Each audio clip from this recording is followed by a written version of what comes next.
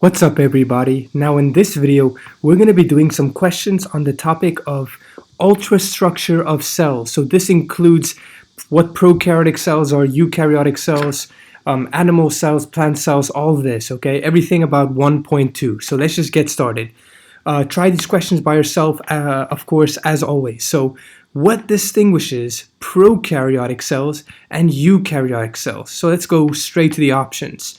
So A, cell wall, plasma membrane. So we know that prokaryotic cells can have a cell wall, but eukaryotic cells can also have a cell wall. So what distinguishes them is not that the prokaryotic cells can have a cell wall and the eukaryotic cells have a plasma membrane, because let me show you.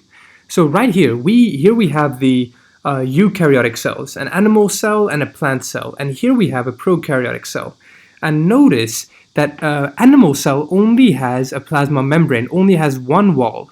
A plant cell has a cell wall plus this inner layer, the light green layer called the plasma membrane. So technically, eukaryotic cells can have both a cell wall and a plasma membrane.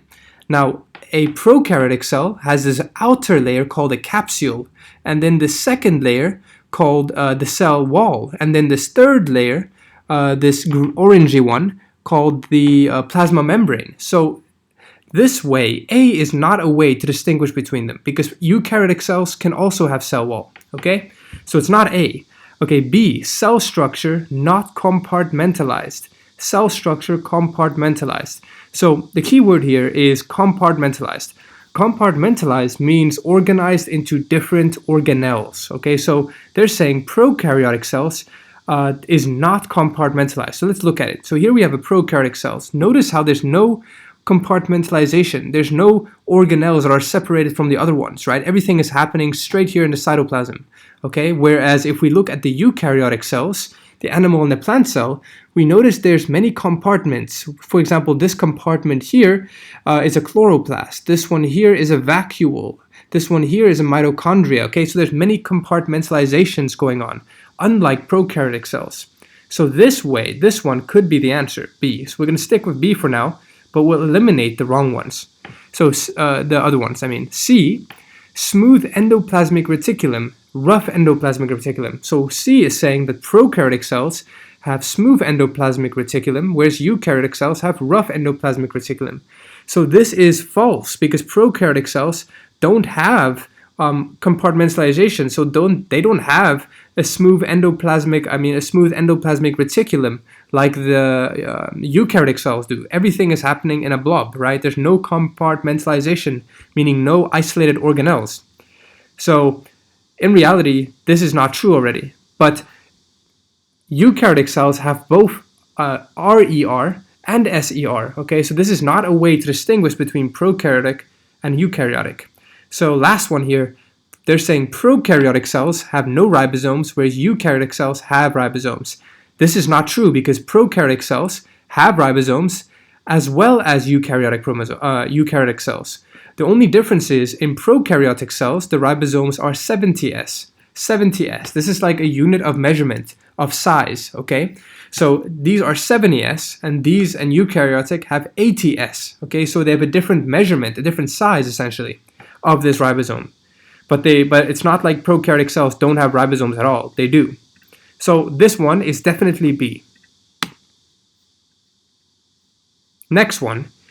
The image represents Escherichia coli. This is essentially, normally they write it as E. coli. So this name is complicated, so they just write E. coli, genus, species. Okay, you learned this in topic 5, how you classify things according to genus, species. This is E. coli. Okay, this is a bacteria. Okay, so we know this is a prokaryotic cell, because all bacteria have prokaryotic cells. And even if you didn't know this, you would see from the picture that it's a prokaryotic cell, based on the fact that there's no compartmentalization, right? There's no organelles going on.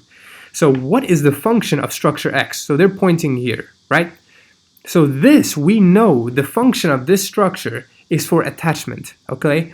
Attachment, because, oh yeah, first try the question by yourself. Unlike this one, this here is called flagella, right? Okay, so unlike the flagella, these structures are for attachment, whereas the flagella are for movement. because they are like little motors that kind of work as a propeller. Okay, so they cause movement, whereas these ones, these cilia, cause rather cause attachment. Okay, so they don't cause active transport. Active transport is done by membrane proteins inside the plasma membrane, not by these attachments. So yeah, it's going to be B. It's going to be B. The function of X, binary fission, nope. Binary fission is basically a method of asexual reproduction, and we know this is not the purpose of these structures here, these hair-like structures. And cell respiration, no. Cell respiration will happen inside the cytoplasm, right? Inside the cytoplasm, there's like these structures that can help do cell respiration, which is the process, of course, of making energy, or ATP. Maybe you haven't learned about this yet, but it's how the cells make energy. That's cell respiration. Okay, so notice here something interesting. So notice how this question is so similar in structure compared to the first one. So this just shows how these were different exams, but the questions were so similar.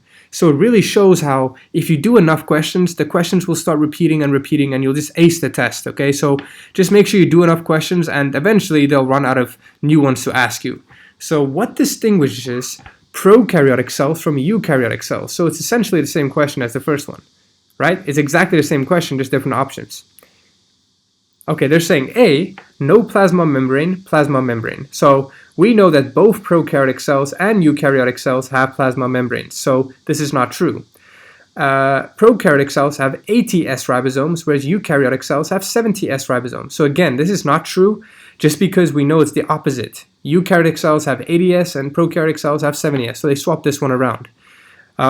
C, Golgi apparatus in the prokaryotic cells and mitochondria in eukaryotic cells. This is wrong because we know prokaryotic cells have no compartments, meaning they have no organelles, so they don't have a Golgi apparatus. Okay, so that's why C is incorrect. So we know it's got to be the last one just by elimination, but let's check. Again, the answer is the same as this one. Okay, they're saying here compartmentalization, and here that they're saying prokaryotic cells, no internal membrane compartments. In other words, no compartmentalization. And this one, internal membrane compartments. In other words, compartmentalization. So again, the answer, see how similar those questions were, right? Okay, so now that was 3 down, let's do two more. So here, the image shows an electron micrograph of mesophyll cells. Okay, so an electron micrograph is a microscope, right? I mean, is an image that was taken by a microscope. So an electron microscope is one that can zoom in really, really, really far, okay? And it's always in black and white. So it's not just the image that's black and white. The electron micrograph actually is always in black and white, okay? And mesophyll cells, this is the trick, the hard part here. You should know that a mesophyll cell is a plant cell, okay? This is the trick here. If you didn't know this, you might be a bit confused what's going on here. So just because you know it's a plant cell, you know that this whole big white space is the vacuole, right? Because we know what's unique about plant cells is that they have this massive vacuole, sometimes almost taking up the entire cell. This is different from an animal cell, which has very small vacuoles, okay? So already we can see that this is a plant cell, a humongous vacuole, and then some organelles here by the side. Now they're asking you, what are these organelles? So we know that these organelles that are in plant cells that look vaguely like that, they're oval in shape, and it's hard to see here, but they have these lines on them going from one point to all the way to the other. These lines are characteristic of chloroplasts. Okay? They're characteristic of chloroplasts. But I guess another trick that can give it away is the fact that the organelle is around the edges, okay? Typically, chloroplasts are structured around the edges because of this vacuole swelling up so much, pushing them towards the sides, okay? But I think what should have given us away was the fact that we're talking about a plant cell, a mesophyll cell, and that because the lines go from one point to the other point across, we have a clue that it should be a chloroplast, okay? Anyways, you'd be able to notice the difference between a mitochondria and a chloroplast. They have subtle differences. And a nucleus, there would only be one in a cell. So we can see they're pointing at the structure, but there are so many other ones, so it can't be a nucleus because each cell only has one nucleus. So automatically a nucleus is eliminated.